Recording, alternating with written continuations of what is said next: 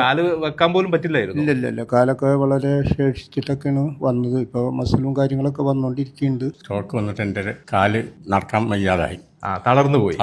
ഞാനിങ്ങനെ പിടിച്ചു നിൽക്കേണ്ട ആവശ്യമുണ്ടോ? ഇല്ല, നിൽക്കും. ഓക്കെ, അത് ശരിയായി. ഇവിടെ വന്നിട്ട് ഇപ്പൊ എന്തിനാ ഇവിടെ വന്നത്? ഇപ്പൊ സ്കാൻ ചെയ്തപ്പോഴാണ് ഡിസ്ക് ബൾജാന്നുള്ളത് അറിയണത്. എന്തൊക്കെ മരുന്ന് കുടിച്ചു? ഇവിടെ മെഡിസിൻ ഇല്ല. നല്ല വേദന, ശരിക്കും കാല് പ്രസ്സിൽ നടക്കാൻ പറ്റിയിരുന്നില്ല. നല്ല വേദനയായിരുന്നു. ഇതിനൊക്കെ നല്ല മാറ്റമുണ്ട്. ഇവിടുത്തെ ഡോക്ടർ പറഞ്ഞു ഇനി തനിക്ക് ജോലി ചെയ്യാം, ഓട്ടോ ഓട്ടിക്ക് പറഞ്ഞു. ഇപ്പൊ ഒന്നും ഞാൻ ഓട്ടോ ആയിട്ട് തന്നെ വരവ് വരെ എത്തി. അത് തന്നെ വലിയൊരു നന്ദിയുണ്ട് ഈ സ്ഥാപനത്തോട്, ഇവിടുത്തെ ഡോക്ടറോടും. ബാംഗ്ലൂർ, കോഴിക്കോട് എല്ലാം ഞാൻ ഒരുപാട് സ്ഥലത്ത് പോയിട്ടുണ്ടായിന്. എല്ലാ ട്രീറ്റ്മെന്റിലും ഓപ്പറേഷൻ ചെയ്യണമെന്ന് പറഞ്ഞിട്ട് MRI എടുത്തിട്ടാകുമ്പോ പറഞ്ഞ് ഓപ്പറേഷൻ ചെയ്യണോ പറഞ്ഞ്. അങ്ങനെ ലാസ്റ്റ് ഫൈനല് എന്റെ ഒരു ഫ്രണ്ടിന്റെ ഒരു കെയർ ഓഫിലാന്ന് ഞാൻ ഇടത്തേക്ക് വന്നത്. പിന്നെ ആടുന്ന ഒരു 20 ദിവസത്തില് ഈടം വരെ ആ ഒരു വേദനയില്ല. FG റോഡ് എന്ന് പറഞ്ഞിരുന്നത് മലപ്പുറം ജില്ലയിലെ വളാഞ്ചേരി എന്ന് പറഞ്ഞ സ്ഥലത്താണ്.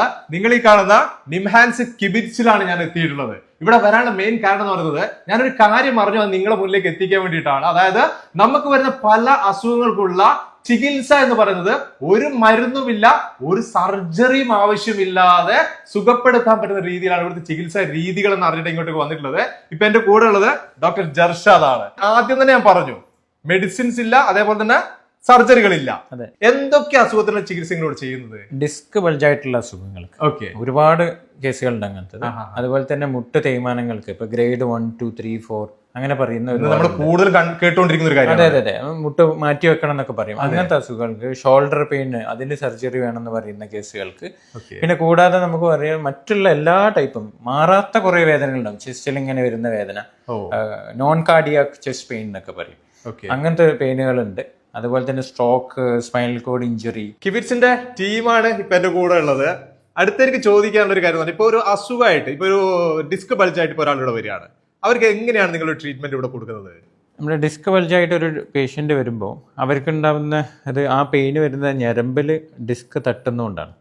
അപ്പോൾ ആ ഡിസ്ക് മെല്ലെ ആയാസം വരാൻ വേണ്ടിയിട്ടുള്ള ഒരു ട്രീറ്റ്മെന്റ് ആണ് ആദ്യം ചെയ്യുക. അതൊരു ഡീകംപ്രഷൻ രീതിയിലോ അല്ലെങ്കിൽ ഒരു മോഡേണൈസ്ഡ് ട്രാക്ഷൻ രീതിയിലോ ആണ് ട്രീറ്റ്മെന്റ് ചെയ്യുക. അതിന് കൂടെ ഡിസ്കിന് ബലം വന്നാൽ മാത്രമാണ് നമുക്ക് എന്ത് ചെയ്യണം, പിന്നെ ഡിസ്ക് ബൾജാവാതിരിക്കുള്ളൂ. അതാണ് ഇതിന്റെ പെർമനന്റ് ആയിട്ടുള്ള ഒരു സൊല്യൂഷനും. അപ്പോൾ അതിനെ ബലപ്പെടുത്താൻ വേണ്ടിയിട്ട് ലേസർ ട്രീറ്റ്മെന്റും പ്രോഗ്രസീവ് സ്ട്രെങ്ത് ട്രെയിനിങ്ങും ചെയ്യും.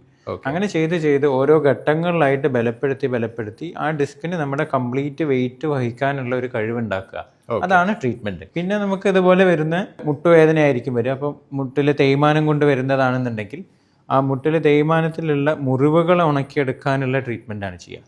ആ മുറിവുകൾ ഉണക്കിയെടുക്കുക, എന്നിട്ട് പഴയതുപോലെ ചെയ്യുക. ഇപ്പോൾ PRP ഒക്കെ ചെയ്യുന്ന പോലെ പ്രോട്ടീൻ റിച്ച് പ്ലാസ്മ കൊടുത്തിട്ട് അവിടെ ഉണക്കിയെടുക്കുക ചെയ്യുക. അതിന് പകരം നമ്മൾ ലേസർ കൊടുത്ത് നന്നായിട്ട് അതിനെ ഉണക്കിയെടുക്കുക, എന്നിട്ട് സ്ട്രോങ് ആക്കുക, അടുത്ത രീതിയിലോട്ട് പ്രോഗ്രസ് ചെയ്ത് കൊണ്ടുവരാം. ചേച്ചി ഇവിടെ വരാനുള്ള ഒരു കാരണം എന്തായിരുന്നു? കാലിന് നടക്കാൻ വയ്യാത്ത കാരണം വന്നതാണ്. നടക്കാൻ വയ്യായിരുന്നു. എവിടെയായിരുന്നു വേദന ഉണ്ടായിരുന്നത്? തണ്ടലിന്. നടു, ബാക്ക് പെയിൻ അല്ലേ? ഓക്കെ. വന്നതിന് ശേഷം നല്ല മാറ്റമുണ്ട്. ഇപ്പൊ നടക്കാനൊക്കെ പറ്റുന്നത്. എത്ര ദിവസം കൊണ്ടുള്ള മാറ്റങ്ങളാണ്? ഇപ്പൊ ഒരാഴ്ചയായിട്ടുള്ളൂ പോയിട്ട്. അപ്പൊ എക്സസൈസ് ഒക്കെ ചെയ്തപ്പോ തന്നെ മാറ്റം വന്നു തുടങ്ങി. നടക്കൽ മാത്രമല്ല, കുനിയാനൊക്കെ എല്ലാറ്റിനും പറ്റുന്നുണ്ട്. ഇതിപ്പോ നമ്മുടെ എക്സസൈസ് മാത്രം മതിയോ ഇതൊക്കെ കറക്റ്റ് ചെയ്ത് വരാൻ വേണ്ടിയിട്ട്? ഫുഡിൽ നമ്മൾ എന്തെങ്കിലും ശ്രദ്ധിക്കണോ? എക്സസൈസ് ചെയ്യുന്നത് ഒരു പ്രോസസ്സ് മാത്രമാണ്. അത് കഴിഞ്ഞിട്ട് കാൽഷ്യം, പ്രോട്ടീനും മറ്റു മിനറൽസ് ഒക്കെ വലിച്ചെടുത്തിട്ട് അവിടെ ബലം വരണമെന്നുണ്ടെങ്കിൽ ന്യൂട്രീഷൻ കറക്റ്റ് ആയിരിക്കണം. അത് വളരെ ശ്രദ്ധിക്കേണ്ട ഒരു കാര്യം, നന്നായിട്ട് ശ്രദ്ധിക്കേണ്ട കാര്യം. പ്രത്യേകിച്ച് മീൻ, ഇറച്ചി അതൊന്നും ഒഴിവാക്കാൻ പാടില്ല. ഡെയിലി ലൈഫിലെ മെയിൻ്റനൻസ്, വെതർ മുട്ടിലായിക്കോട്ടെ, ബാക്കിലായിക്കോട്ടെ, ഡിസ്കിലായിക്കോട്ടെ, എവിടെ ആയി കഴിഞ്ഞാലും മെയിൻ്റനൻസ് നടക്കുന്നത് ന്യൂട്രീഷനിലൂടെയാണ്. അപ്പൊ ന്യൂട്രീഷൻ ഫോക്കസ് ചെയ്തിട്ടാണ് നമ്മൾ ട്രീറ്റ്മെന്റ് തന്നെ പോവുക. ഇവിടെ ഒരു രോഗി വരുന്ന സമയത്ത് ചെറുപ്പക്കാരുണ്ടാവാം, ഒരു മിഡിൽ ഏജ് ഉണ്ടാവാം, പ്രായം ചെന്നവരുണ്ടാവാം. എല്ലാവർക്കും ഒരേ രീതിയിൽ ട്രീറ്റ്മെന്റ് ആണ് നിങ്ങളോട് കൊടുക്കുന്നത്? അല്ലല്ല, എല്ലാവർക്കും ഒരുപോലെ ട്രീറ്റ്മെന്റ് ചെയ്യാൻ കഴിയില്ല. എപ്പോഴും പ്രായമുള്ളവരാകുമ്പോൾ കുറച്ചൊരു സമയമെടുക്കും ഹീലിങ്ങിനും, അതുപോലെ തന്നെ ഈ പ്രോട്ടീൻ, കാൽഷ്യം ഒക്കെ അബ്സോർബ് ചെയ്യാനും. ഇതൊക്കെ പ്രോഗ്രസ് നടക്കാൻ വേണ്ടിയിട്ട് കുറച്ച് സമയമെടുക്കും. അതേസമയത്ത് യങ് ആയിട്ടുള്ള ആളുകളാകുമ്പോൾ ഇത്ര കണ്ട് ഇത് വേണ്ടി വരില്ല, കുറച്ചുകൂടി ഫാസ്റ്റ് ആയിരിക്കും. കാരണം അവരുടെ നീരൊഴുക്കും ബ്ലഡ് സപ്ലൈ ഒക്കെ കുറച്ചും കൂടി കൂടുതലായിരിക്കും. ഡിപ്പെൻസ്. അപ്പോൾ നമുക്ക് ദിവസങ്ങൾ ചൂസ് ചെയ്യേണ്ടതുണ്ട്. നന്നായിട്ട് ഹീൽ ചെയ്ത് നല്ല സ്ട്രോങ് ആയതിന് ശേഷം മാത്രമാണ് റിട്ടേൺ ടു നോർമൽ പോവുക. എന്ത് ബുദ്ധിമുട്ടായിട്ട് ഇവിടെ വന്നത്? ഞാൻ വീണിട്ട് സ്പൈൻ കോഡിന് ഉണ്ടായിരുന്നു, എണിക്കാൻ പറ്റാത്ത അവസ്ഥയിലാണ് വന്നത്. വീണതാണ്. ഹൈറ്റിൽ നിന്ന് ഹോസ്പിറ്റലിൽ പോയി വന്ന് വീട്ടിൽ 7 മാസം കഴിഞ്ഞിട്ടാണ് ഇങ്ങോട്ട് വരുന്നത്. വീട്ടിൽ ഫിസിയോതെറാപ്പി വന്നിട്ട് 7 മാസം ഓരോ നേരം വെച്ച് ചെയ്തു. അതിന് ശേഷമാണ് ഞാനിത് ഇങ്ങനെ കണ്ടറിഞ്ഞപ്പോൾ ഇങ്ങോട്ട് വന്നത്. ഇവിടെ വന്നപ്പോൾ കുറച്ച് മാറ്റങ്ങൾ എനിക്ക് വന്നിട്ടുണ്ട്. എനിക്കിരിക്കാനൊക്കെ കുറച്ച് ബുദ്ധിമുട്ടായിരുന്നു. ഇപ്പം എനിക്ക് എനിക്കിരിക്കാനും കാര്യങ്ങളൊക്കെ പറ്റുന്നുണ്ട്. കാല് അടിവെക്കാൻ പറ്റാത്ത അവസ്ഥയിലാണ് വന്നത്. കാല് വെക്കാൻ പോലും പറ്റില്ലായിരുന്നു. ഇല്ല കാലൊക്കെ വളരെ ശേഷിച്ചിട്ടൊക്കെയാണ് വന്നത്. ഇപ്പോൾ മസിലും കാര്യങ്ങളൊക്കെ വന്നുകൊണ്ടിരിക്കുന്നുണ്ട്. എനിക്ക് റൈറ്റ് സൈഡ് ഫുള്ള് വേദനയായിരുന്നു. എല്ലാ ജോയിൻറ്റും, ഷോൾഡറായാലും കയ്യിലും മുട്ട്, നടുവിൻ്റെ ഭാഗം, അങ്ങനെ താഴോട്ടുള്ള ഒരു വേദനയായിരുന്നു. അപ്പോൾ സ്കാൻ ചെയ്തപ്പോഴാണ് ഡിസ്ക് ബൾജാന്നുള്ളത് അറിയണത്. സാറ് ഒരു വീഡിയോ കണ്ട് അങ്ങനെ ഇവിടെ വന്ന് ട്രീറ്റ്മെന്റ് എടുത്ത്.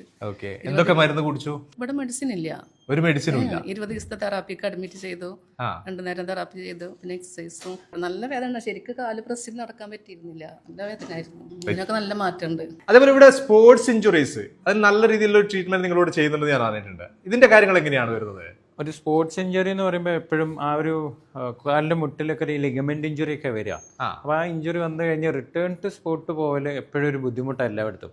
നമുക്കിവിടെ നല്ലൊരു ടീമുള്ളതുകൊണ്ട് തന്നെ കംപ്ലീറ്റ് റിട്ടേൺ ടു സ്പോർട്ട് ചെയ്യാനും ചെയ്യും. അതുപോലെ തന്നെ എല്ലാ കളിക്കാരും നമ്മൾ എന്ത് ചെയ്യും, ടെസ്റ്റ് ചെയ്തിട്ടാണ് റിട്ടേൺ ടു സ്പോർട്ട് ചെയ്യുക. അവർക്ക് ഓടാൻ കഴിയുന്നുണ്ടോ, ചാടാൻ കഴിയുന്നുണ്ടോ, ഒറ്റക്കാലിൽ ജമ്പ് ചെയ്യിപ്പിച്ച് അങ്ങനെയൊക്കെ പഠിപ്പിച്ച് ഇതെല്ലാം കഴിഞ്ഞ് അതിനുള്ള സ്ട്രെങ്ത്തും ബാലൻസും എല്ലാം വന്നതിന് ശേഷമാണ് റിട്ടേൺ ടു സ്പോർട്ട് വിടുക. എല്ലാ ACL കേസുകളിലൊന്നും എപ്പോഴും സർജറിയുടെ ആവശ്യമില്ല. അപ്പം അങ്ങനത്തെ കേസുകളൊക്കെ നമുക്ക് നോക്കിയിട്ട് നല്ല ഡയഗ്നോസ് ചെയ്ത് കറക്റ്റ് അത്ര കണ്ട് ഇഞ്ചുറി ഉണ്ടോ എന്ന് നോക്കിയതിന് ശേഷം അതിന് വേണ്ട ഒരു ട്രീറ്റ്മെന്റ് എടുക്കണമെങ്കിൽ ശരിയാവുന്നതാണ്. കൊടകുന്ന് വന്നതാണ്. ബാക്ക് പെയിൻ ആയിട്ട് ഞാൻ വന്നത് 1 വർഷം മുമ്പാണ്.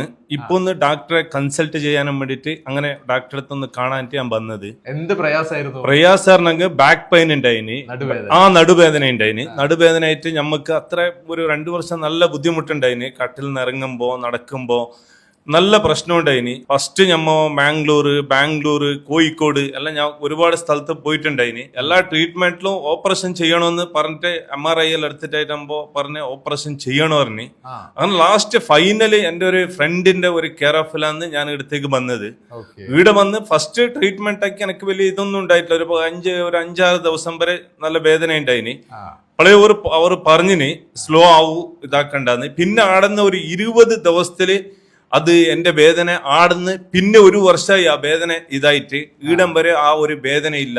ഞാൻ ഒരു കുഴപ്പമില്ല. എല്ലാ പ്രതീക്ഷയും വിട്ടിരുന്നാണ് ഇവിടെ എത്തിയത്. എല്ലാം നമുക്കൊരു ടാബ്ലറ്റ് ഇല്ല, പിന്നെ ഒരു മെഡിസിൻ അങ്ങനത്തെ ഒന്നുമില്ല. എന്റെ ഫ്രണ്ട് കുറെ ആൾക്കാരെ ഞാൻ പറയുമ്പോൾ അവർക്ക് തന്നെ ഒരുപാട് ഇതായിന്. എന്തോ ഒരു ടാബ്ലറ്റ് ഇല്ലാതെ ഒരു ഇതില്ലാതെ എങ്ങനെ ഇത് ക്ലിയർ ആയത് എനിക്ക് ഒരു മരുന്നും കഴിച്ചിട്ടില്ല. അങ്ങനെ നമ്മള് കിബിറ്റ്സിന്റെ ന്യൂറോ സെക്ഷനിലാണ് ഇപ്പൊ എത്തിയിട്ടുള്ളത് അല്ലേ? അതെ. ഇവിടെ ഞാൻ വന്ന സമയത്ത് ഒത്തിരി ആളുകളെ ഈ ഒരു നമ്മളെ സ്ട്രോക്കുമായിട്ട് ബന്ധപ്പെട്ടൊക്കെ കാണുന്നുണ്ട്. ഇതിന്റെ ട്രീറ്റ്മെന്റ് ഒക്കെ എങ്ങനെയാണോ നടക്കുന്നത്? നമുക്കിവിടെ സ്ട്രോക്കിന്റെ മാത്രമല്ല ട്രീറ്റ്മെന്റ് ഉള്ളത്. Parkinson's disease, spinal cord injury, മറ്റുള്ള ഈ മൈസ്റ്റീനിയ ഗ്രേവ്സ് അങ്ങനെ പറയുന്ന നമുക്ക് ചലനശേഷി നഷ്ടപ്പെടുന്ന ഒരുപാട് അസുഖങ്ങളുണ്ട്. അതിൽ നമുക്ക് നല്ല ട്രീറ്റ്മെന്റ് ഉണ്ട്. പൊതുവെ എല്ലാവരും സ്ട്രോക്ക് ഒക്കെ കഴിഞ്ഞാൽ ഇനി തിരിച്ചു വരാൻ കഴിയില്ല, ഇനിയൊക്കെ ഇങ്ങനെയൊക്കെ ഉള്ളൂ എന്നുള്ള രീതിയിലാണ് ജീവിക്കുന്നത്. പക്ഷെ അങ്ങനെയല്ല. അതിന് കറക്റ്റ് ആയിട്ട് ട്രീറ്റ്മെന്റ് ചെയ്യാന്നുണ്ടെങ്കിൽ അവരെ നമുക്ക് പഴയതുപോലെ കൊണ്ടുവരാൻ പറ്റും. പക്ഷെ വീട്ടിൽ നിന്നുള്ള നല്ല സപ്പോർട്ട് വേണം. അവിടെ നിന്നുള്ള ബൈസ്റ്റാൻഡേഴ്സിന്റെ സപ്പോർട്ട് ഉണ്ട്, ഫാമിലി സപ്പോർട്ട് ഉണ്ട് എന്നുണ്ടെങ്കിൽ നമുക്ക് അവരെ 100% നല്ല അടിപൊളിയാക്കി കൊണ്ടുവരാൻ കഴിയും. പലപ്പോഴും നമ്മൾ എന്ത് ചെയ്യും, ഒരു സെഷനൊക്കെ ആയിട്ട് നമ്മൾ പോയിട്ടൊക്കെ ഇങ്ങനെ വന്ന് ട്രീറ്റ്മെന്റ് ചെയ്യും. അപ്പൊ നമ്മൾ മനസ്സിലാക്കേണ്ടത്, നമ്മൾ പോയി വരുമ്പോൾ നമുക്ക് 24 മണിക്കൂറിൽ 1 മണിക്കൂറാണ് ട്രീറ്റ്മെന്റ് കിട്ടുക. പിന്നെ ഒരു ട്രീറ്റ്മെന്റ് കിട്ടൽ 23 മണിക്കൂർ കഴിഞ്ഞിട്ടാണ്. അപ്പൊ നമുക്ക് എന്താ വെച്ച് കഴിഞ്ഞാൽ ഇവർ ഈ പഠിച്ച ഈ പാറ്റേണുകളും ഇതൊക്കെ പിന്നെ അവരെ ലൈഫിൽ നടക്കുന്നില്ല. അടുത്ത 23 മണിക്കൂർ കഴിഞ്ഞിട്ടായിരിക്കും. ഇനി അതിന്റെ ഇടയിൽ ഒരു ദിവസം ലീവ് ആയി കഴിഞ്ഞാൽ അതിലും കൂടുതലായി. അതുകൊണ്ട് എന്താന്ന് വെച്ച് കഴിഞ്ഞാൽ എപ്പോഴും ട്രീറ്റ്മെന്റ് ചെയ്യുമ്പോൾ 2 നേരമോ അല്ലെങ്കിൽ 3 നേരങ്ങളൊക്കെ ആയിട്ട് ട്രീറ്റ്മെന്റ് ചെയ്യുകയാണെങ്കിൽ പെട്ടെന്ന് ആ മൂവ്മെന്റ് കിട്ടുകയും ചെയ്യും, പെട്ടെന്ന് റെഡിയാവും ചെയ്യും. അല്ലാന്നുണ്ടെങ്കിൽ ഇതേ ട്രീറ്റ്മെന്റ് ഇപ്പോൾ 2 മാസം ഇവിടെ എടുക്കുന്ന ട്രീറ്റ്മെന്റ് നിങ്ങൾ ചിലപ്പം ഒരു 6-8 മാസം എടുത്താലായിരിക്കും പുറത്തുനിന്ന് നമുക്ക് കഴിയുക. പെട്ടെന്ന് എടുക്കാനുള്ള, പെട്ടെന്ന് അച്ചീവ് ചെയ്യാനുള്ള കാര്യങ്ങൾ ചെയ്താൽ മാത്രമാണ് പേഷ്യന്റ് ഹാപ്പി ഉള്ളൂ. സ്ട്രോക്ക് വന്നിട്ട് എൻ്റെ കാല് നടക്കാൻ വയ്യാതായി, തളർന്നു പോയി. ഞാനിങ്ങനെ പിടിച്ചു നിൽക്കേണ്ട ആവശ്യമുണ്ടോ? ഇല്ല, നിൽക്കും. അത് ശരിയായി. ഇവിടെ വന്നിട്ട് പിന്നെ വന്ന് ഞങ്ങൾ ഇവിടുന്ന് പോയതിന് ശേഷം കുളിച്ച് കഴിഞ്ഞിട്ട് ബാത്റൂമിൽ വീണു. അപ്പോൾ എക്സ്റേ എടുത്ത് നോക്കുമ്പോൾ എല്ലൊന്നും പൊട്ടിയിട്ടില്ല, കുറച്ച് ചതവുകളുണ്ട് എന്ന് പറഞ്ഞു. പിന്നെ അതിന് വേറെ സ്ഥലത്തൊക്കെ പോയി ചതവയിലുള്ളൂ, ഇവിടെ ഉണ്ടല്ലോ എന്ന് വിചാരിച്ച് വേറെ സ്ഥലത്തൊക്കെ പോയി കുറേയൊക്കെ ചെയ്തു. കുറെ ചികിത്സ വേറെ പുറത്ത് ചെയ്തു, ഇവിടത്തേക്ക് വന്നില്ല. ഇല്ല, ഒന്നും മാറുന്നില്ല, ഭേദമില്ല. അവസാനം ഞാൻ വേറെ ആശുപത്രിയിൽ പോയിട്ട് സ്കാൻ ചെയ്യണം എന്ന് പറഞ്ഞു. സ്കാൻ ചെയ്തപ്പോൾ അവർ പറഞ്ഞ് ഓപ്പറേഷൻ ചെയ്യണമെന്ന് പറഞ്ഞു. അയ്യോ.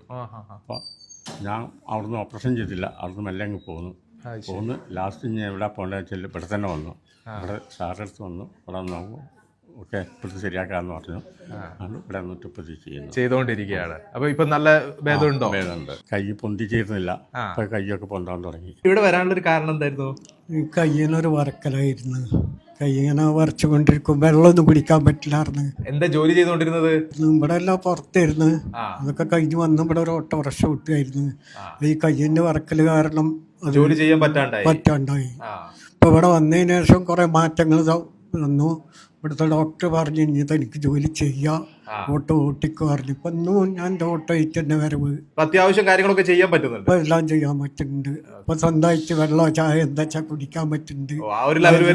അത് തന്നെ വലിയൊരു നന്ദിയുണ്ട് ഈ സ്ഥാപനത്തോട്, ഇവിടുത്തെ ഡോക്ടറോടും. ഈ സ്ട്രോക്ക് ഒക്കെ വന്നു കഴിഞ്ഞാൽ ജസ്റ്റ് നിങ്ങൾ ഫിസിയോതെറാപ്പി മാത്രമാണോ കൊടുത്തുകൊണ്ടിരിക്കുന്നത്? അല്ല, ഫിസിയോതെറാപ്പി മാത്രമല്ല, അതിന്റെ കൂടെ എസെൻഷ്യൽ ആയിട്ടുള്ള ഒരു പാർട്ടാണ് സൈക്കോളജിക്കൽ പാർട്ട്. സൈക്കോളജിക്കൽ പാർട്ടോ? അതിന്റെ ആവശ്യം ഇവിടെ വരുന്നുണ്ടോ? അതിന്റെ ആവശ്യം മസ്റ്റാണ്. കാരണം ഒരുപാട് മെന്റൽ ആയിട്ടുള്ള പ്രശ്നങ്ങൾ ഉണ്ടായിരിക്കും. അതിൽ നമ്മൾ വർക്ക് ചെയ്താൽ മാത്രമാണ് വലിയ റിസൾട്ട് കിട്ടുക. അത് നമുക്ക് ഇവിടെ ഷഹനാസ് മാഡം ഉണ്ട്, അവരാണ് അതിൽ നമുക്ക് ചെയ്യുന്നത്. നിങ്ങളുടെ ഒരു പാർട്ട് ഇവിടെ എന്താണ് വരുന്നത്? സ്ട്രോക്കിനും പാർക്കിൻസൺസിനും കൂടുതലായിട്ട് നമ്മുടെ സപ്പോർട്ടാണ് വേണ്ടത്. കാരണം പേഷ്യൻസിൽ കോഗ്നിഷനിൽ ചില ചേഞ്ചസ് വരും. ലെഫ്റ്റിലാണ് സ്ട്രോക്ക് വരുന്നതെങ്കിൽ റൈറ്റ് ബ്രെയിനും, റൈറ്റ് ആണ് വരുന്നതെങ്കിൽ ലെഫ്റ്റ് ബ്രെയിനും ഓൾറെഡി പേഷ്യൻസിന് ബാധിക്കും. ചില പേഷ്യൻസിന് ലോങ് ടേം മെമ്മറി നഷ്ടപ്പെടും, ചിലർക്ക് ഷോർട്ട് ടേം മെമ്മറി നഷ്ടപ്പെടും. അതുപോലെ ഐഡൻറ്റിഫിക്കേഷൻ ഉണ്ടാവില്ല. ചിലപ്പോൾ ആൾക്കാരെ പോലും തിരിച്ചറിയാത്ത സ്റ്റേജസ് പേഷ്യൻസിൽ കാണാം സ്ട്രോക്ക് വരുമ്പോൾ. അതുകൂടാതെ പേഷ്യൻസ് ആകെ ഡൗൺ ആയിപ്പോവും. തനിക്കിനി ഒന്നും കഴിയില്ല എന്നൊരു തോട്ട് ഓൾറെഡി പേഷ്യൻസിനെ ഡൗൺ ആക്കും. ഇനി പഴയതുപോലെ തിരിച്ചു വരില്ല എന്നുള്ളൊരു പേടി അല്ലേ? ആ ഒരു പേടി, ഫിയർ ഇവരെന്ത് ചെയ്യും, ട്രീറ്റ്മെന്റിലേക്ക് നയിക്കാൻ സഹായിക്കില്ല. ഈ പേടി കൊണ്ട് ഇവർ കിടന്നു പോകും. ഓൾറെഡി ഇനിയിപ്പോ ഇവർക്ക് ഒരു സപ്പോർട്ട് നമ്മൾ കൊടുത്തില്ലെങ്കിലും പേഷ്യൻസ് റിക്കവർ ആവാൻ ടൈം എടുക്കും. മനസ്സിന്റെ ശക്തി പ്രത്യേകമായിട്ട് വളരെ ഇമ്പോർട്ടന്റ് ആണ്. മനോധൈര്യമാണ് ഇതിന് വേണ്ടത്. എത്രത്തോളം പേഷ്യൻസ് ആക്ടിവേറ്റഡ് ആവുന്നു അത്രത്തോളം പേഷ്യൻസ് റിക്കവർ ആവും. കൂടുതലായിട്ടും സ്ട്രോക്ക് പേഷ്യൻസിനൊക്കെ CBT, കോഗ്നിറ്റീവ് ബിഹേവിയർ തെറാപ്പി, അതുപോലെ ACT, അക്സെപ്റ്റൻസ് കമ്മിറ്റ്മെന്റ് തെറാപ്പി ആണ് കൂടുതലായിട്ടും പോവുക. അതേപോലെ ഞാനിവിടെ വന്ന സമയത്ത് കണ്ടത് ചെറിയൊരു കൊച്ചിന്, ഒരു കുട്ടീനെ നിങ്ങളിവിടെ പരിശീലിപ്പിക്കുന്ന കണ്ടു. ഇതെന്ത് കൊണ്ടാണ് അങ്ങനെ ഒരു കുട്ടി ഇവിടെ വന്നിട്ടുള്ളത്? ഒരു 4.5 വയസ്സുള്ള കുട്ടിയാണത്. Disorder ADHD, attention deficit hyper activity. ഈ ഡിസോർഡർ ഉള്ള കുട്ടികൾക്ക് അടങ്ങിയിരിക്കാൻ കഴിയില്ല. ഇപ്പം അവനെ സ്കൂളിൽ കൊണ്ടാക്കിയാലും അവൻ ഇങ്ങനെ ഓടി നടക്കുക, അതുപോലെ അവൻ്റെ കാര്യങ്ങൾ ചെയ്യാതെ വരിക, ഡ്രസ്സ് പൊക്കുക, തുപ്പുക, അവൻ്റെ ബുക്സ് ആണെങ്കിലും വലിച്ചെറിയുക, അങ്ങനെ ഭയങ്കര ബിഹേവിയർ ചേഞ്ചസ് ആണ് ഈ ADHD ഉള്ള കുട്ടികൾ കാണിക്കുക. അത് മറ്റുള്ള കുട്ടികളെ അപേക്ഷിച്ച് ഈ കുട്ടികൾ ഭയങ്കര ഹൈപ്പർ ആയിരിക്കും. അപ്പൊ ടീച്ചേഴ്സിനാണെങ്കിലും ഒരു 30 എബോവ് കുട്ടികൾ ഉണ്ടാവുള്ളൂ ഒരു സ്കൂളിൽ. അപ്പൊ ടീച്ചേഴ്സിന് അത് മാനേജ് ചെയ്യാൻ കഴിഞ്ഞെന്ന് വരില്ല. അതുകൊണ്ടാണ് ഇങ്ങനെയുള്ള കുട്ടികളുണ്ടെങ്കിൽ നിങ്ങൾ തെറാപ്പി കൊടുത്താണ് അവരെ റെഡിയാക്കുക. അല്ലാതെ നമുക്കൊരിക്കലും ഇതിന് സ്വയം ട്രീറ്റ് ചെയ്യാൻ കഴിയില്ല. കൊടുക്കാതിരുന്നാലും പ്രശ്നമാണല്ലേ? കൊടുക്കാതിരുന്നാൽ നല്ല പ്രശ്നമാണ്. കുട്ടി ഭയങ്കരമായിട്ട് ഹൈപ്പർ ആവുകയുള്ളൂ. വലുതാവും തോറും ഇത് കൂടുള്ളൂ.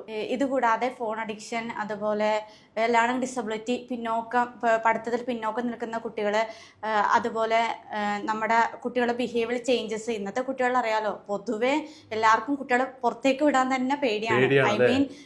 എന്തെങ്കിലും അനാവശ്യ അവസ്ഥകൾ. ഇപ്പോൾ 8ാം ക്ലാസ്സിൽ പഠിക്കുന്ന കുട്ടിയാണെങ്കിൽ പോലും സ്മോക്കിംഗ് ഉണ്ടാവും. അപ്പൊ ആ അഡിക്ഷൻ ഒക്കെ നമ്മൾ മാറ്റി കൊടുക്കും. ഈ ഒരു സ്ഥാപനത്തിലുള്ള ഫിസിയോതെറാപ്പിസ്റ്റ് ആയിട്ടുള്ള ക്രിസ്റ്റിയാണ് ഇപ്പൊ കൂടെ ഉള്ളത്. എന്ത് ബുദ്ധിമുട്ടായിട്ടാണ് ഇവരോട് വന്നിട്ടുള്ളത്? ആൾക്ക് ഡിസ്കിന്റെ പ്രശ്നമായിട്ടാണ് വന്നത്. നടക്കാനോ അതുപോലെ തന്നെ ഇരുന്ന് എണീക്കാനും ബുദ്ധിമുട്ടും കാര്യങ്ങളും ആയിരുന്നു ആൾക്ക് ഉണ്ടായിരുന്നത്. വീൽ ചെയറിൽ നിന്ന് എണീറ്റ് പോലും ആൾക്ക് ബാലൻസും കാര്യങ്ങൾക്കും പ്രശ്നം ഉണ്ടായിരുന്നു. അത്രയും പെയിൻ ആയിട്ടാണ് വന്നത്. ഇപ്പൊ ആൾക്ക് ഒരു 70% പെയിനുകൾക്കും കാര്യങ്ങൾക്കും അത്രയും മാറ്റം വന്നിട്ടുണ്ട്. ഇപ്പൊ ആൾക്ക് അത്രയും പ്രശ്നങ്ങളും കാര്യങ്ങളും ഒന്നുമില്ല. നമ്മൾ ഇത്ര നേരം കണ്ടാൽ കുറച്ച് ഏജ്ഡ് ആയിട്ടുള്ള ആളുകളൊക്കെ ഉണ്ടായിരുന്നല്ലേ? ഒരു ചെറുപ്പക്കാരനോട് വന്നിട്ടുണ്ട്. എന്താ പ്രശ്നം? ഇവിടെ വരാനുള്ള ഒരു കാരണം? എൻ്റെ കയ്യിന് നല്ല തരിപ്പും പിന്നെ നല്ല പെയിനും ഉണ്ടായിരുന്നു. ഇപ്പൊ കുറെ ആൾക്കാർ കാണുന്ന ഒരു പ്രശ്നമാണല്ലേ, കൈക്കുള്ള തരിപ്പ് വരിക എന്നുള്ളത്. ക്രിക്കറ്റ് കളിക്കുന്നതാണ്. അപ്പോൾ കളിക്കാനൊന്നും പറ്റാതെ ഭയങ്കര പെയിനായിട്ട് നിന്നിട്ടുണ്ടായിരുന്നു. അങ്ങനെയാണ് ഞാൻ ഡോക്ടർ ജർഷാദിനെ പരിചയപ്പെടുന്നത്. ജർഷാദ് പറഞ്ഞ് ക്ലിനിക്കിൽ വായോ, നമുക്ക് ട്രീറ്റ്മെൻ്റ് ഉണ്ട്, നീ വായോ എന്ന് പറഞ്ഞു. ഞാൻ ഇവിടെ എത്തി. ഒരു 1 വീക്ക് ട്രീറ്റ്മെൻറ്റ് എടുത്ത്. ഒരാഴ്ചത്തെ ട്രീറ്റ്മെൻറ്റ് ഡെയിലി ഒരു ½ an hour അല്ലെങ്കിൽ 1 hour ട്രീറ്റ്മെന്റ് എടുത്ത് ഓക്കെ. മരുന്നൊന്നും കഴിക്കാം? മരുന്നില്ല. ഇത്രയാണ് കിബിറ്റ്സിന്റെ വിശേഷങ്ങൾ. നല്ല അടിപൊളി കാഴ്ച നമ്മളിപ്പോ കണ്ടിട്ടുണ്ടല്ലേ? അതായത് നമ്മളെല്ലാവരും ആഗ്രഹിക്കുന്നതാണ് ഒരു സർജറി ഇല്ലാതെ, സർജറി എന്ന് പറഞ്ഞാൽ എല്ലാവർക്കും പേടിയാണ്, അതുപോലെ തന്നെ മെഡിസിൻ ഇല്ലാതെ എങ്ങനെ നമുക്ക് വരുന്ന പ്രശ്നങ്ങൾ, അസുഖങ്ങൾ ട്രീറ്റ്മെന്റ് ചെയ്തിട്ട് സുഖപ്പെടുത്തുക എന്നുള്ളത്. അതിനുള്ള ഉത്തമമായിട്ടുള്ള ഒരു കാഴ്ച നമ്മളിപ്പോൾ ഇവിടെ കണ്ടിരിക്കുന്നത്. ഓരോ പേഷ്യന്റും പറഞ്ഞ കാര്യങ്ങൾ നിങ്ങൾ കണ്ടിട്ടില്ലേ? എത്ര സന്തോഷത്തോടെയാണ് അവർ ഓരോ കാര്യങ്ങൾ നമ്മൾ മുന്നിലേക്ക് തുറന്നു പറയുന്നത്. ഇതിൽ കൂടുതലായിട്ട് ഇനി നിങ്ങൾക്ക് എന്തെങ്കിലും അറിയാം, തീർച്ചയായിട്ടും വിളിക്കുക കേട്ടോ. നമ്പർ ഡിസ്ക്രിപ്ഷനിൽ ആഡ് ചെയ്യുന്നുണ്ട്, വിളിക്കാം, നിങ്ങൾ സംസാരിക്കാം. ഈ ഒരു വീഡിയോ ഇവിടെ വെച്ച് നിർത്താണ്. അടുത്ത ദിവസം അടിപൊളി വീഡിയോ നിങ്ങളുടെ മുന്നിലേക്ക് വരാം. Okay, by.